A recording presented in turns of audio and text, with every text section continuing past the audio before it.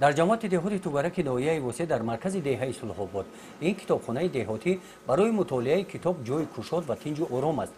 самти фаъолияти китобхона ба он равона гардидааст ки сокинони деҳаи сулҳобод ва атрофи он омада аз ин ҷо ба таври ройгон китобҳои дилхоҳашонро гирифта мутолиа намуда ғизои маънавӣ гиранд. Меоянд ҳар рӯз аст ки 4 кас 5 кас ё 10 кас меоянд талабо.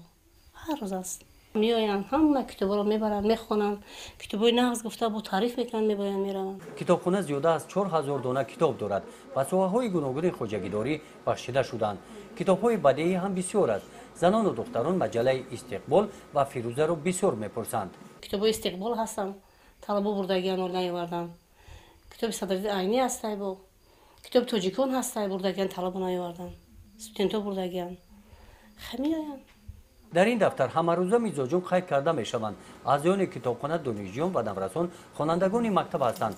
бо оғози соли нави таҳсил шумораи мизоҷони китобхона афзудааст. китобдор мегӯяд ки маротибаи охирон ба ин китобхона соли 2016 250 адад маҷалла оварданд. мизоҷон бошанд китобҳои навро мепурсанд. мушкилоти дигари китобхона норасогии ҷойи нишаст мебошад. гузориши хоҷа Назриев, Худойназар Зуҳуров аз ноҳияи восеъ барои барномаи иттилоотии Навид.